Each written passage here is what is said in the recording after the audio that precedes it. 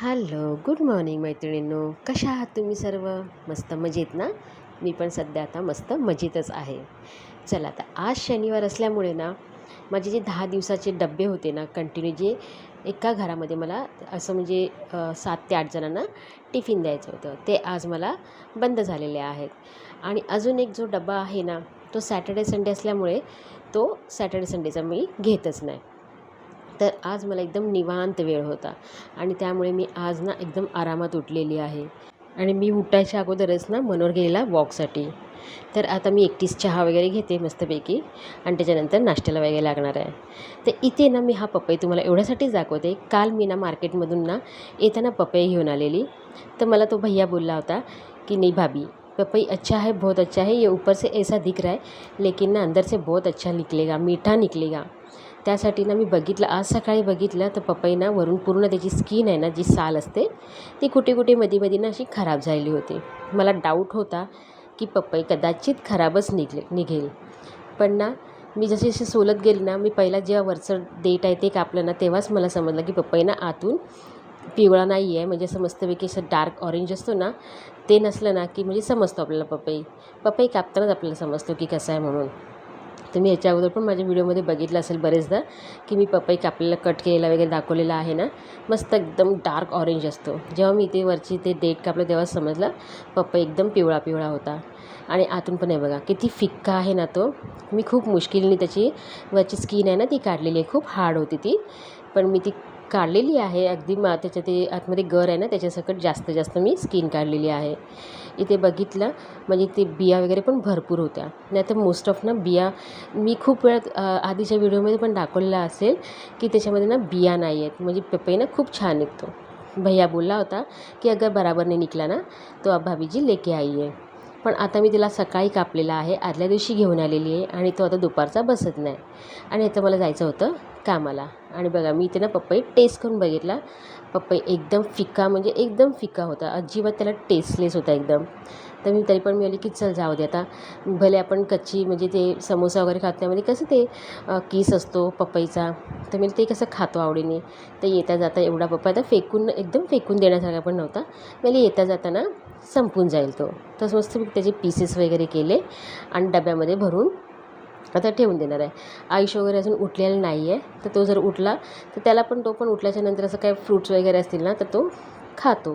त्याच्यामुळे मी जाऊ देत आता ना, आता जो पण आहे पपई तो फेकून न देता ना मी इथे ठेवून देते. म्हणजे येता जाता तो बरोबर संपून जाईल. तर छान असं पपई मी कट वगैरे करून घेतलेला आहे आणि आता मी डब्यात भरून फ्रीजमध्ये ठेवून देणार.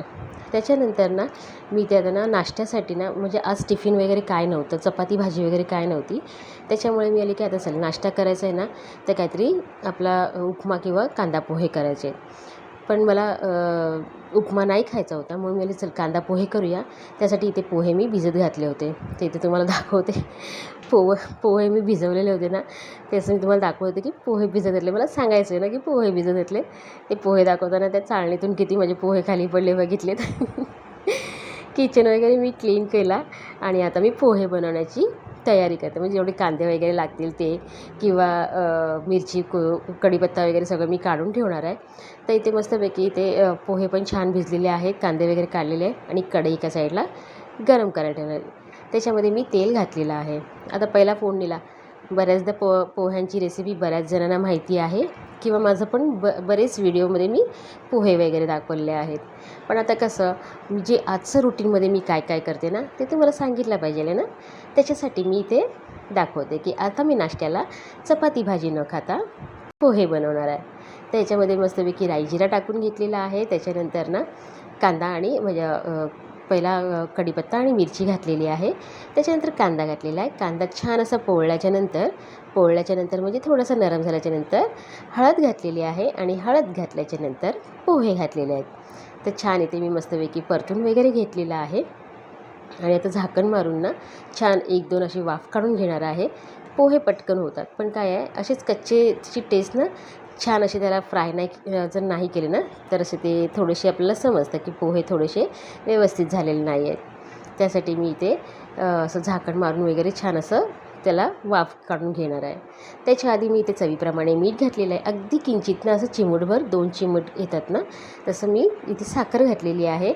त्याशिवाय ना अशी पोह्यांना किंवा उपम्याला ना साखर घातल्याशिवाय किंवा साबुदाण्याची खिचडी बरेच लोकं घालतात, कोण लोकं घालत नाहीत. पण मला खूप आवडतं ते कॉम्बिनेशन जे लागतं ना, तर टेस्ट लागते ना, ती खूप छान लागते. तर मस्त मी इथे मीठ घातलेलं आहे आणि थोडीशी साखर घातलेली आहे. तर इथे तुम्ही बघू शकता माझे पोहे मस्तपैकी अशी ना मऊ मऊ असे छान लुसलुशीत झालेले आहेत. तर इथे मी एका साईडला चहासुद्धा ठेवलेला आहे, की जेणेकरून चहाबरोबर आता नाश्त्यामध्ये पोहे खाणार तर चहा तर पाहिजेलच आहे. तर इथे पोहे झालेले आहे. त्याच्यामध्ये मी ओलं खोबरं छान किसून घातलेलं आहे आणि भरपूर अशी कोथिंबीर घातलेली आहे. तर तुम्ही बघू शकता मस्तपैकी इथे पोह्यांचा नाश्ता माझा झालेला आहे. पोह्यांचा नाश्ता झाल्याच्या नंतर ना मनोहर जेव्हा राऊंड मारायला गेलेला तेव्हा तो मच्छी घेऊन आला आणि त्याला मच्छी ही इतकी महागात पडलेली आणि तुम्हाला काय सांगू, त्याची पुढे स्टोरी सांगतेच आहे.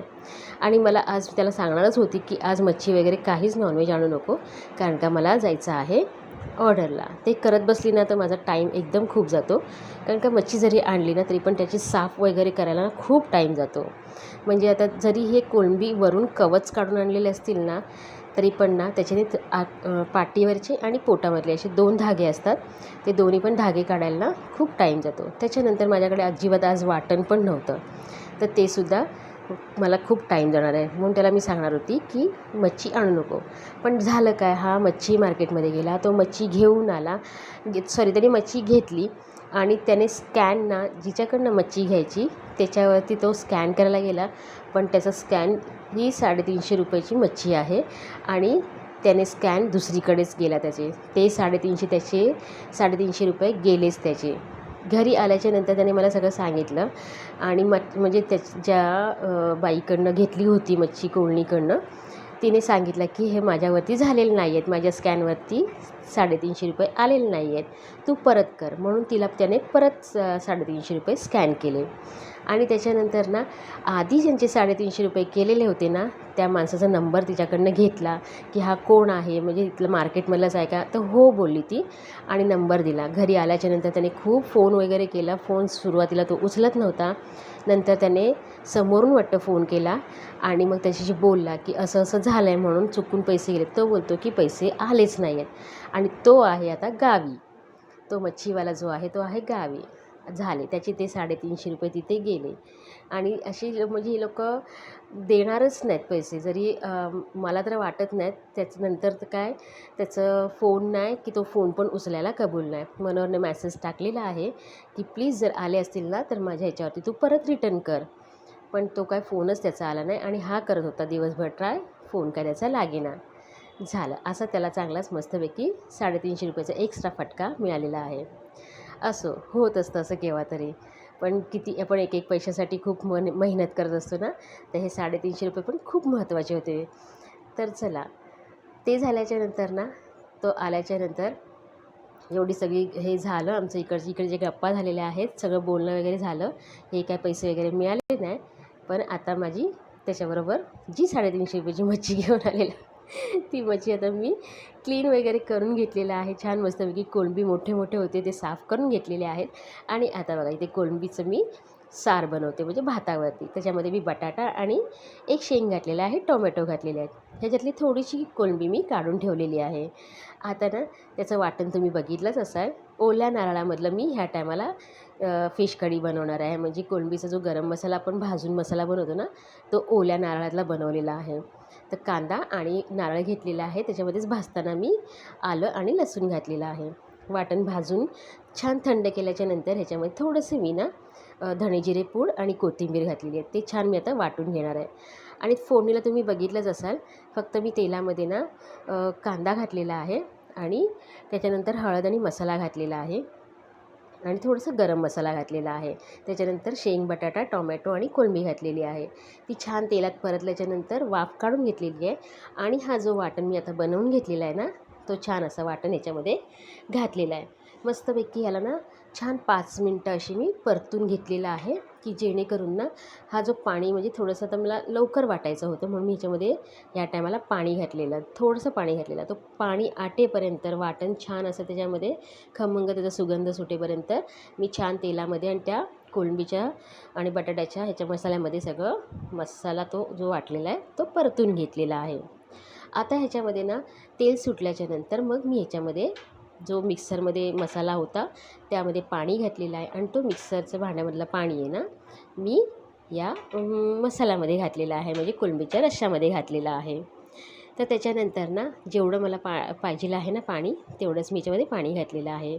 आणि आता मला मच्छीसाठी मी मसाला बनवत होते ना तेव्हा कोकम भिजत घातलेलं, त्यातल्या 2 साली कोकम घातलेला आहे. चवीप्रमाणे मीठ घातलेलं आहे, पण मिठाचा जो मी व्हिडिओ बनवतो स्किप झाला, कारण का ऐन टायमाला बरोबर ना मीठ घालायच्या टायमाला मला समोरून कोणाचा तरी फोन आला होता ना, त्याच्यामुळे मला ना ते मीठचं जेव्हा घातलं तेव्हा शूट करायला मला मिळालंच नाही.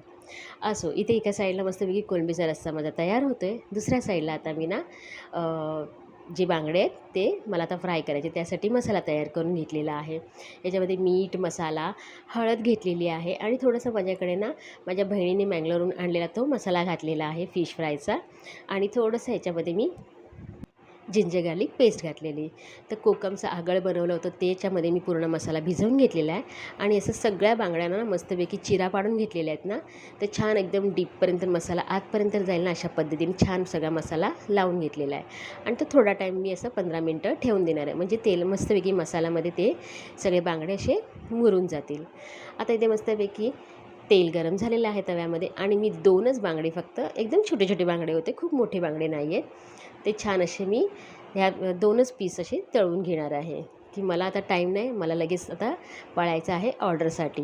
तर मी फक्त जेवणामध्ये आता कोळंबीचा रस्सा आणि भातच खाईल. मी मच्छी वगैरे सोलून मला आरामात बसून खायला अजिबात टाईम नाही.